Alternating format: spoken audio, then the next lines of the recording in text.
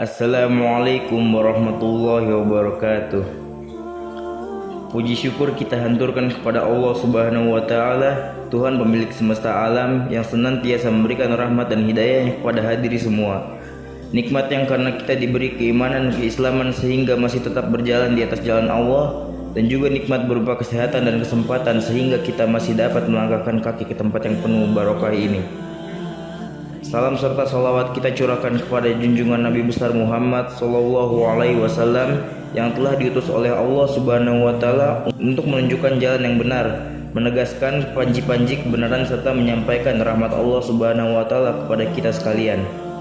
Hadirin yang memuliakan Allah Subhanahu Wa Taala, manusia yang dilahirkan ke muka bumi dalam keberadaan bersih dan kosong, kecuali mereka yang dikehendaki oleh Allah Subhanahu Wa Taala seperti Nabi Isa alaihissalam. Maka Allah Subhanahu wa Ta'ala memerintahkan kepada seluruh umat manusia untuk mencari ilmu sebagai bekal dalam menjalani hidup. Sungguh manusia itu lahir dalam keadaan tidak tahu apa-apa. Kemudian Allah Subhanahu wa Ta'ala memberikan rahmat kepada manusia seperti pendengaran dan penglihatan untuk mendapatkan informasi mengenai suatu kejadian, belajar dari banyak hal sampai akhirnya menjadi tahu. Namun menjadi tahu saja tidak cukup. Kemudian Allah Subhanahu wa Ta'ala memberikan hati agar manusia bisa menimbang mana yang baik dan mana yang buruk berdasarkan ilmu yang telah mereka dapatkan. Islam memberikan pandangan mengenai ilmu adalah sebuah pelita yang menerangi di saat gelap, sehingga tanpa pelita seseorang kita akan tersesat. Betapa pentingnya keutamaan ilmu menurut Islam, sampai-sampai firman Allah yang pertama adalah perintah untuk membaca, bukan untuk beribadah kepadanya.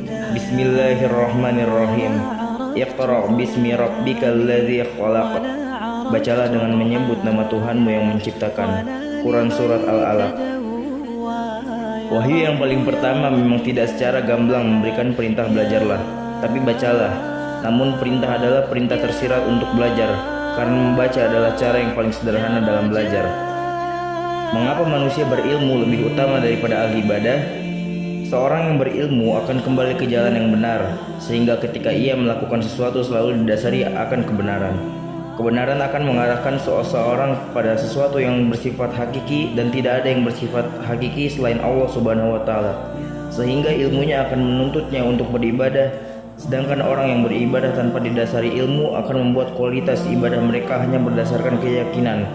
Kalau keyakinan itu benar ditunjukkan oleh Allah Subhanahu wa Ta'ala, maka orang berilmu masih lebih unggul dalam satu hal, yakni dan berilmu.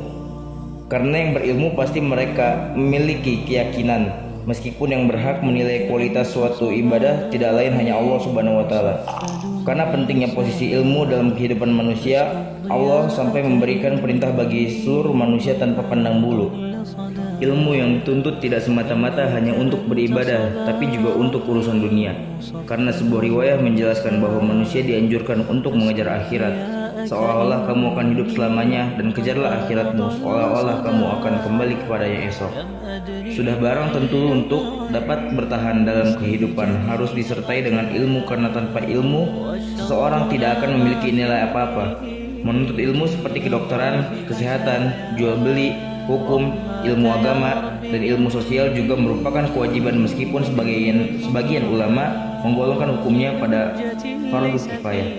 Namun dalam menuntut ilmu juga ada batasan, seperti menuntut ilmu yang menjadikan seorang menjadi syirik atau bahkan merusak diri sendiri seperti ilmu sihir, ilmu santet, dan ilmu kebal. Ilmu yang membawa lebih banyak mudarat bagi diri sendiri maupun bagi orang lain tentunya harus dihindari. Tentu saja banyak manfaat dari seseorang yang menuntut ilmu.